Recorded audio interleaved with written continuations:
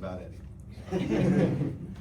Coach, what was it like first extra inning game of the year and calling first year player able to get a little bit of luck with it going off the bag and underneath the player's glove and first extra inning win? Yeah, that was obviously never gonna be disappointed about a win, especially a walk-off. You know, we came out and did what we had to do to get a win. Cohen came up big with not only the 2-run homer, but there with the base hit there at the end, literally base hit at the end. And you know, kid left fielder just he came really hard after that ball and just misplayed it. Unfortunate for him, but you know, Smaldino was running extremely hard there and didn't slow down and was able to score on the walk-off there. But you know, can't say enough about the job of Colby Guy. You know, the job he did tonight. Finn Edwards threw the heck out of it. Easton Barrett kind of getting back in the saddle there too. You know, Jaden Alba threw the ball, I thought, fine. Just made a couple of mistakes there with ahead in the count, but all in all, pitching kind of saved us tonight with only 2 walks, no errors. We didn't give up any free bases, any free 90s, any extra 90 feet. That was kind of the difference in the game, in my opinion, with the lackluster, kind of sloppy offense tonight. With Easton Barrett, obviously started the season struggling a little bit, moved from the Sunday spot. What did you see from him tonight? 3 innings, no hits, no runs, just 2 walks. What did you see overall from him? You know, pounded the zone a little bit better. He did fall behind. You know, every once in a while, kind of lost it a little bit and walked a couple of hitters. But even when he got behind in the count, he was able to get back in it and usually get back in the count with a breaking ball, and which is when you can kind of work from behind in the count and throw breaking balls for strikes to get back in there.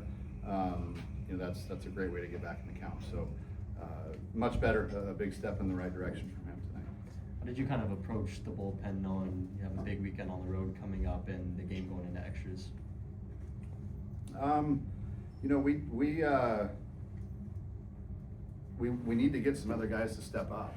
And again, these are games that we have to win or do our best to win.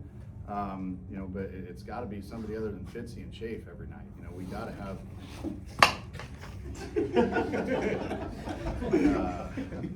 Sorry. We got to have other guys step up and be more of you know, presence back there. And I think again, Colby Guy, the job that he did was outstanding tonight, and you know, he'll play a much bigger role moving forward. What can you say about Finn Edwards tonight? Obviously, he statistically had an incredible game, but what did you say about his stuff tonight? He came out peppering the zone, throwing strikes. Again, being able to throw the off speed for strikes too is big. Obviously, he's got a big arm. He's a low to mid, sometimes upper 90s guy. You know, but everyone can hit a fastball these days, so you have to be able to throw off-speed pitches for strikes. They even threw a changeup for a strike today, which was big. So big step in the right direction for him as well. Cohen 2 for 4, 2 clutch hits for him. What did you make of his performance tonight? Just did a great job. You know, saved us offensively. We were pretty, like I said, lackluster. We had some hits, but we just couldn't string much together.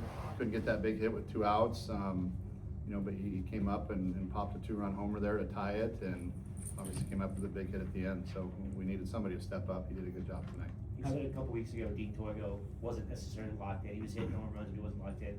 Now leads the team in home runs. Would you say he's closer to locked in for what you're looking for? For what he's accustomed to, yeah, and I think so.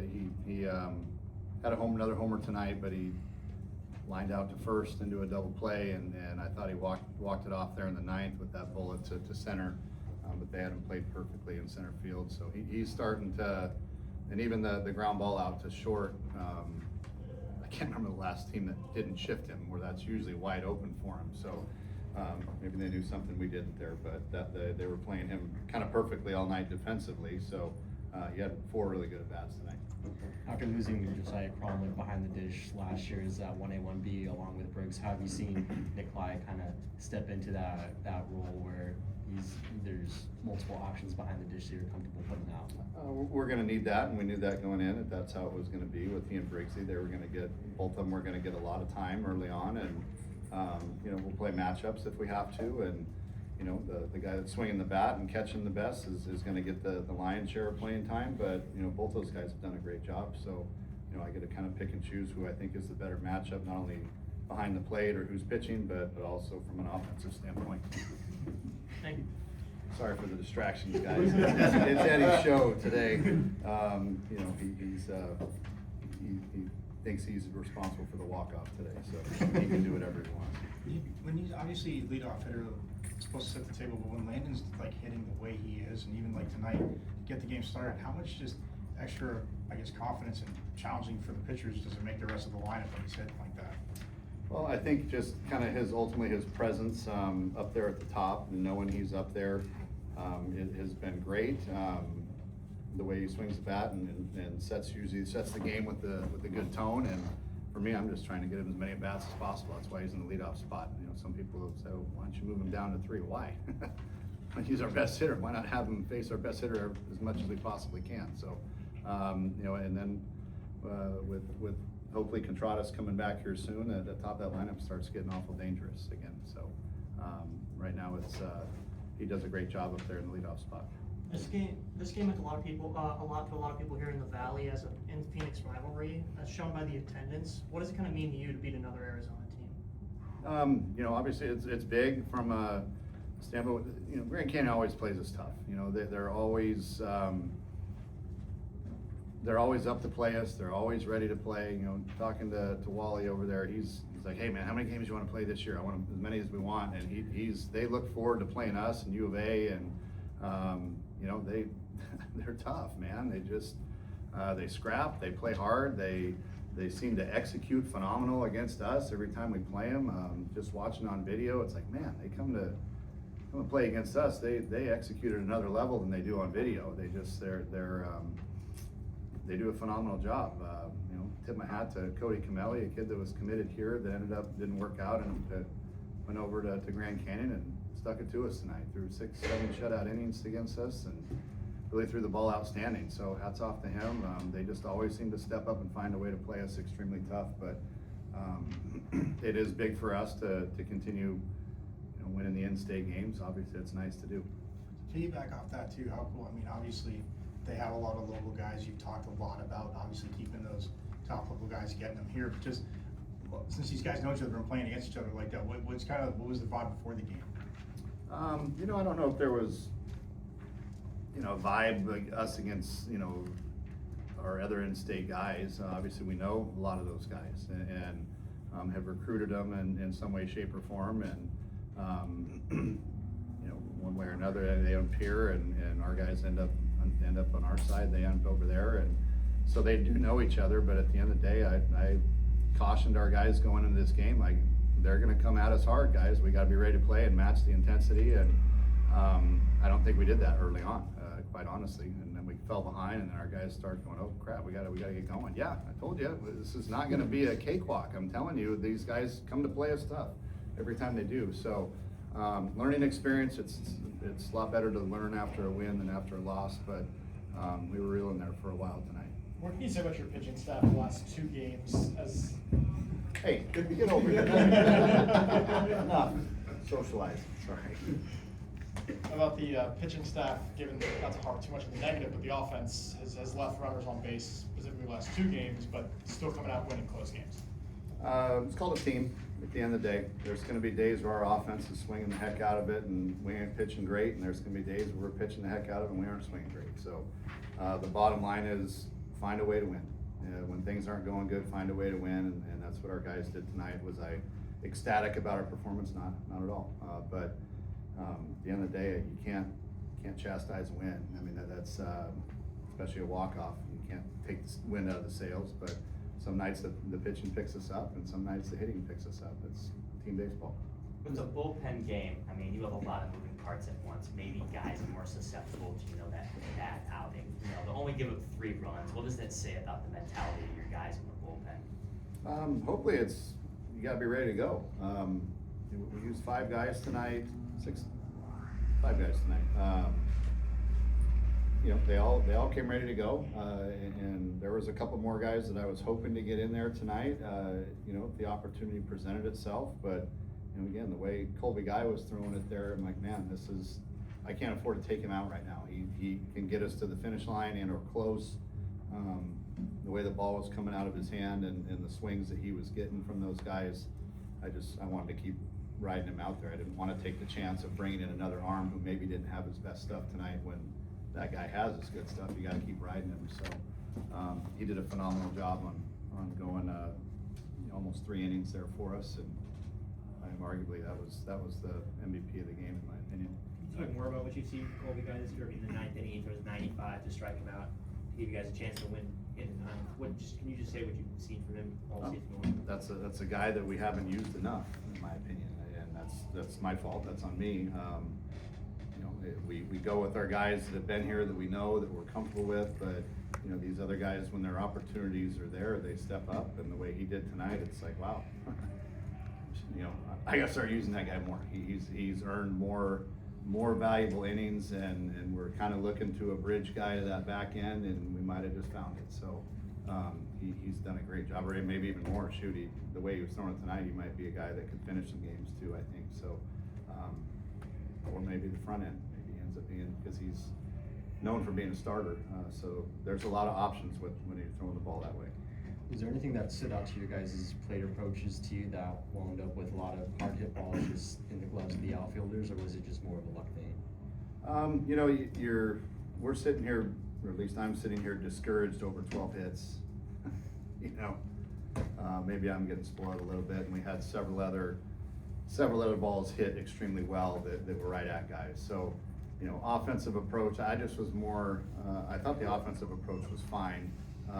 But we ended up just not, the overall intensity and the aura I thought would be a little bit better from our guys tonight, especially with the crowd that we had. I mean, shoot, we had close to 5,000 tonight, I think, that they came out and showed out for us tonight, which was huge. Great crowd, great atmosphere. It's like, guys, you put them to sleep. Let's go. Pick it up a little bit. But end of the day, the ones that stuck around got a good finish. How do you kind of look to some of the veterans and the returners to help lead that charge of keeping the energy up in the dugout? Shouldn't be them all the time.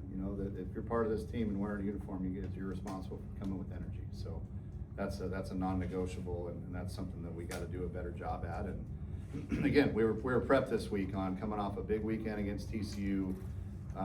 Playing an in-state rival, this was going to be a game that they were up for, and we couldn't afford to have a letdown. And mentally, I thought we could have been a little bit better. Midweeks obviously get really chaotic. A lot of really good teams lost their midweeks today.